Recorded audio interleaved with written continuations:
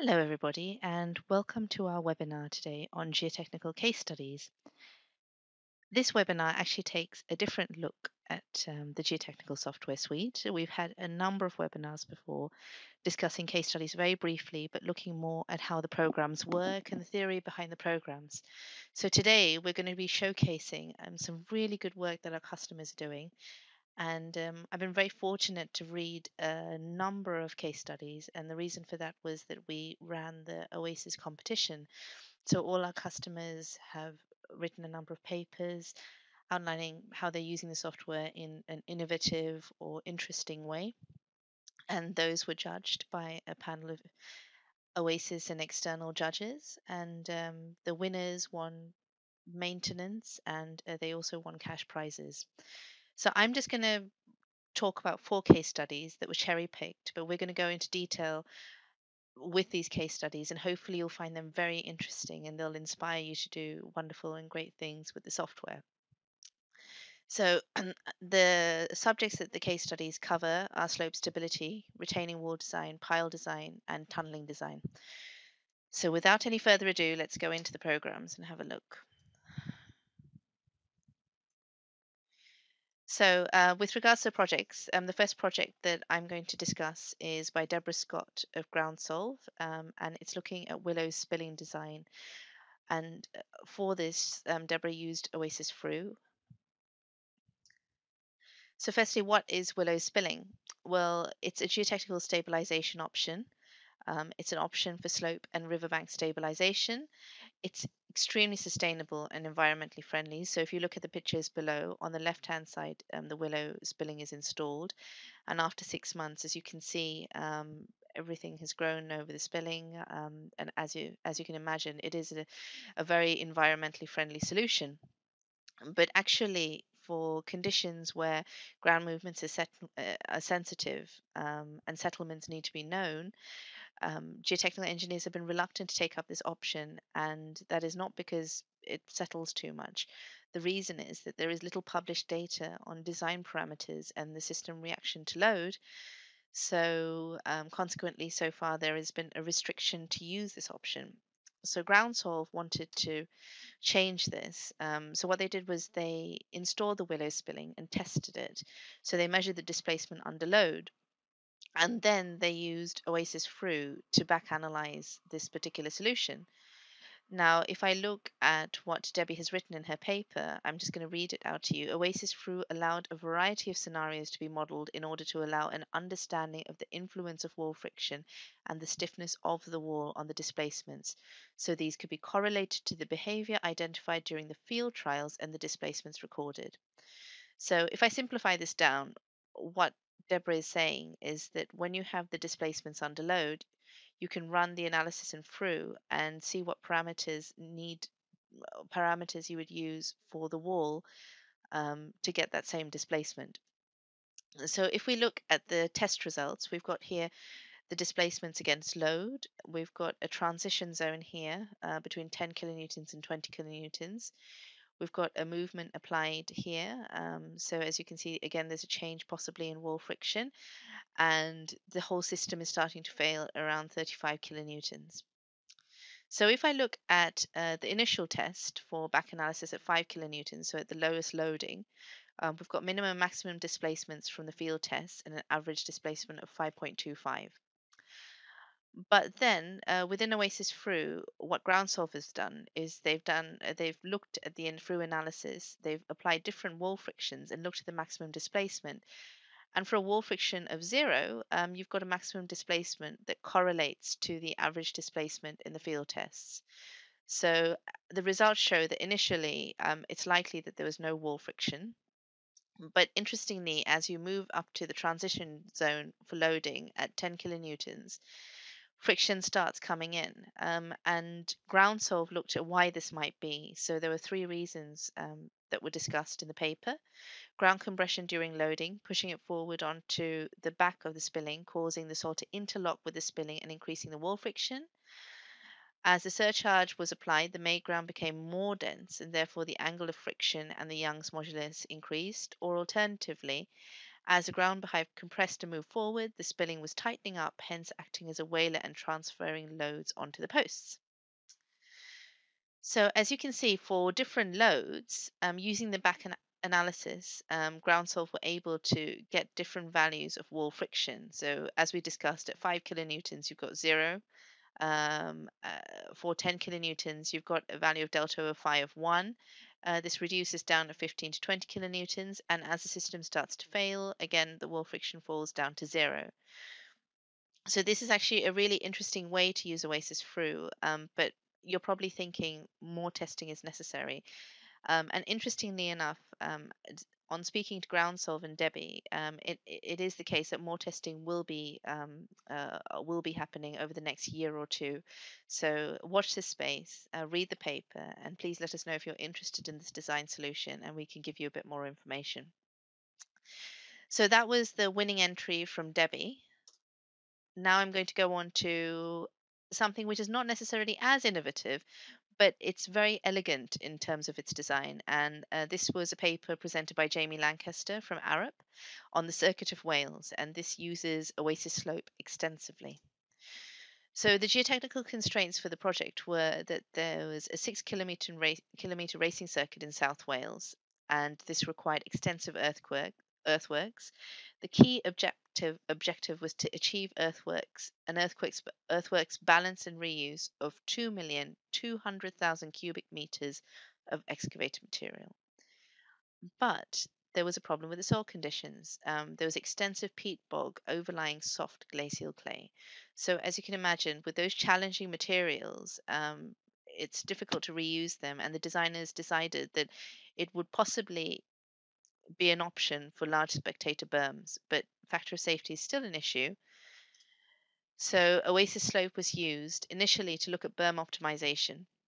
So, how should the berms be constructed? So, it was found that for berms under 10 meters in height, so if you look to the left here, for berms under 10 meters of height, shallow slips occur due to low effective stresses along the failure surface. So that for under 10 meters of height, drain conditions were more important. But then when you went over 10 meters, undrained conditions became more important.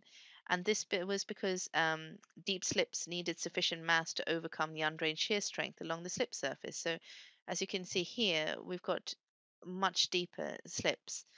So, on the basis that height was a factor of the berms, there were proposed solutions for different heights of berm, and this was for the slope of 1 vertical to 3 horizontal. So, initially, up to 9 meters, you have a small layer of class 2 fill, but you can reuse the soft clay and peat in the middle. As you increase the height, you have a larger layer of class 2 fill, and when you really increase the height between 15 and 23 meters, you've got to use here the class 2 fill underneath the berm as well. So all of this was analyzed within Oasys slope to determine a reasonable factor of safety. Another aspect, as well as the optimization of the berm, is the berm composition. So it was important to maximize the volume of peat and softened clay whilst ensuring adequate factor of safety. So the designers looked at lots of different options. Here, if you look carefully, you can see steepened peat berm within class 2 shoulders, peat core with class 2 surround, peat berm with class 2 shoulders, and peat layered with class 2 material. So there are a number of options again offered here. So these were all analyzed using Oasys slope, and the designers decided that an option of the peat core with class 2 surround or peat berm with class 2 shoulders should be used. And if you look at these options, the reason here for using the class 2 material, which again is reused material, it's reused glacial till, is because when you don't have the class 2 material at the base, you have this large slip failure. And the slip failure factor of safety here is 0.252. But as soon as you put the class 2 fill in here, you've got still a reasonable slip failure, but you've got an increased factor of safety of 1.02 meters. So as you can see, there's a big difference there in factor of safety. Okay, moving on to cases where where you've got a steeper slope. So for the slopes, not all the slopes were 1 vertical to 2 horizontal, 3 horizontal. You also had 1 vertical to 2 horizontal slopes. And for those slopes, factor of safety was not adequate, even if you use class 2 fill. So for those slopes, geogrids were proposed. So with the lower berms, everything was okay. As you got up to 9 meters and then 15 meters, the factor of safety wasn't adequate. So what the designers did was they looked at the worst case slip surface, and from that worst case slip surface and the lower factor of safety, they inserted the geogrids to go through that slip failure, and they then increased the tensile strength until they got an adequate factor of safety. So that's how these three options with class 2 fill were proposed to the contractor. But the peat and softened clay is still causing a problem at the base of the berm. So the slope stability is affected by actually leaving the ground in situ. So a number of options were analyzed in slope and presented to the contractor.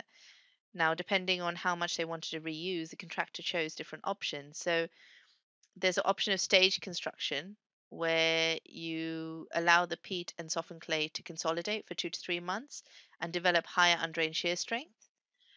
You could put a granular base on top of the softened clay. You could just replace it. You could excavate and replace, or you could put basal reinforcement in there. So if I go into the slope analysis files, here where we've put basal reinforcement in, you can see that the designers have analyzed it and Arup have come up with a factor of safety of 1 with the peat and softened clay in situ. Okay, so that's covered how an Oasis program can be used extensively to give the designer a number of options and a number of outputs. And as you can see, Oasis Slope was really used to benefit this project. But I'm actually going to go on to something very different. So that was a little bit of elegant design, but now we're going to go again into something innovative and different. So, what happens when you're designing an offshore jetty, a jetty pile? Well, you would think that this is something reasonably standard, but how about in seismic conditions? So, Giada De Fanzo from Arup wrote a paper on this, and her paper again was one of the winning papers. So, she used Oasis Siren, Slope, and Alp, but I'm not able to cover her Oasis Siren analysis. But you're welcome to look at the paper and look into it in more detail. With regards to geotechnical constraints, as briefly mentioned, the jetty was proposed in a seismic hazard area and there was a potential for liquefaction. There was interaction with existing structures. The slope stability assessment was necessary. As you can see, the jetty is on a slope and it's in a seismic area. And Oasis slope allows for that type of analysis in terms of applying acceleration and doing a pseudo-static analysis. But what of liquefaction? And also the pile design to resist ground movements. If liquefaction does occur, then how do you design the pile for that? So often for these kind of for these kind of analysis, 3D FE or 2D FE might be used, but Giada and the Arup team did a very elegant design by using more simple programs. So we'll start with the liquefaction assessment. So as you can see, we've got marine clay overlying fluvials, sands overlying volcanic soil. The clay level is reasonably thin, but there is a risk of liquefaction within the clay. So Oasis slope was used to look at the slope stability, and so obviously the stability of the slope is all very important, but also what movement occurs due to the seismic incident. So the assessment has to consider the amount of movement if the slope is found to be unstable. So there are two cases that were considered. One was inertial instability, where ground acceleration was applied using the pseudo-static analysis in Oasis slope, or weakening instability, where liquefaction is occurring in that clay layer. And what the designers then did was gave that clay layer a lower strength and analyzed it in Oasis slope. So if we look at the two analysis, if we start with the weakening instability and liquefaction, in the liquefied soil, which is this yellow strata over here, there's a lower value of strength, and the designers applied the worst case failure surface using the Janbu non-circular slip surface method. And for the extent of the proposed jetty, so instead of getting large slip failures for the extent of the proposed jetty, they were getting a reasonable factor of safety. With regards to the inertial instability or applying horizontal acceleration, pseudostatic horizontal acceleration was applied to the slipped mass. And as you can see, within the extent of the proposed jetty, the slip surfaces or the slip failures are all within around one for a factor of safety. So the circular slip with factor of safety of one at deepest jacket location. So that's what we're getting. And away from the jetty, the factor of safety drops. So that's where you're getting this factor of safety of 0.589. So if we look at that analysis and we look at what the designers have done, what they're saying is that it's very unlikely that the soil will move through liquefaction, but it might occur. So the pile design needs to be considered. The pile design needs to consider this. So for the pile design in seismic conditions, there's a design needs to resist ground movements, and Matlock study from 1970 was used for that. So Matlock estimates ultimate resistance in the soil due to empirical testing. And what he says that is that the peak lateral resistance shouldn't be more than 9 times the undrained shear strength of the soil times the diameter of the pile. So if that's the case, Oasys Alp was used for looking at the jetty pile, and the soil, the clay, both layers of clay, which to be honest is very conservative, were were considered to be moving. So displacements were applied at both these soils until the peak lateral resistance was achieved. So until this peak lateral resistance was achieved, the soil was moved. And so Oasis Alp was used to assess the movement required to achieve full plastic force from the soil. And the results of this were showing that for a 2.5-meter pile, 1 meter of relative movement was required. Now, looking back at the slope analysis, this 1 meter of movement is only possible if liquefaction and strong shaking occur together, which is highly unlikely. So I think the designers were very happy with this level of analysis and this level of assessment of the site. And one thing that did come out of the paper, and which is mentioned in the conclusion, is that instead of going for more complicated methods, by using these simplified methods, a very robust design was produced. Okay, so that's the end of the offshore pile design in seismic conditions, and we're moving on to our final case study, which is from Jan Senek and Mott MacDonald, and this is the Metro Baku of Azerbaijan. You might think, well, to be honest, Oasis has a number of case studies in XDisp. We've presented Crossrail recently, we've presented the Copenhagen Metro. So XDisc has been used extensively, but the program for this particular project was really complicated and there were a number of constraints. And so I felt that this project was very interesting to present. So in this case, for example, for Metro Baku, there was a need to separate these green lines shown here and the red lines to simplify the station operation. So what was proposed was to construct these two 100-meter tracks shown here with these purple lines.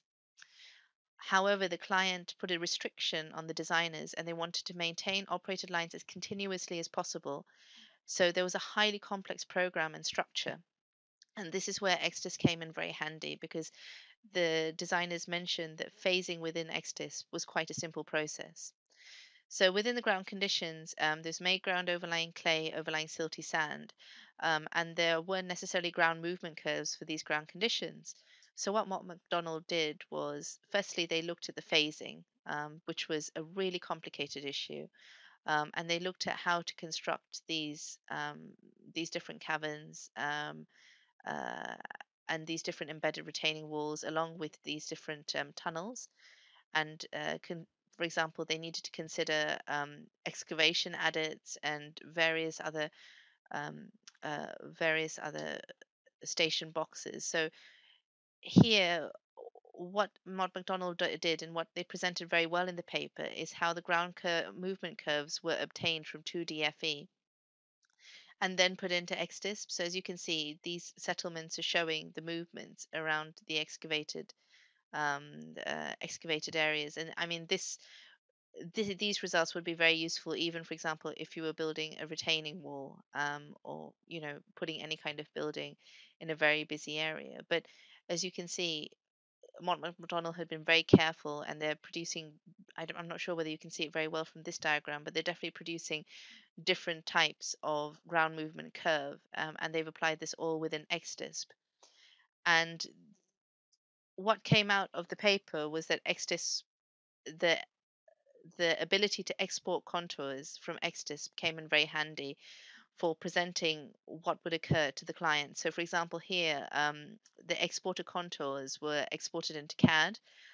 They were superimposed over the buildings, and then buildings which were really at risk were immediately recognized and classified. Mott MacDonald is currently still in the process of this design. So, what they're doing is they're carrying building damage assessments on the buildings highlighted in red, and as you can see on the bigger structures here. So that's still ongoing, but that's all using XDisp, and the start of construction is due in 2014. So I look forward to hearing the results of that.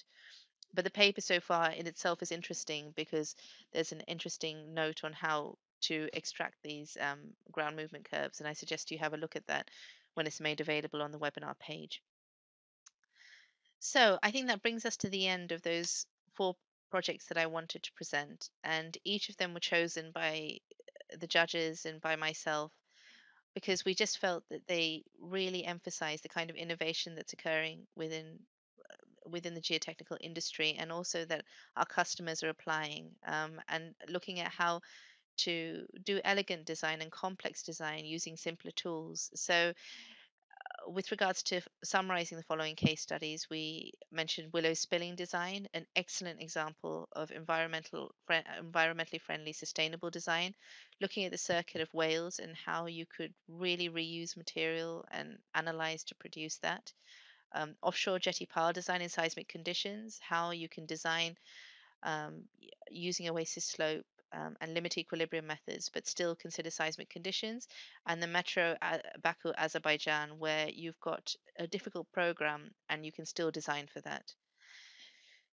So it just goes for me to say that, I've only presented 4 case studies, but actually a number of case studies were submitted. We'll try and make them all, many of them available on the website. So please do watch this space with regards to oasissoftware.com.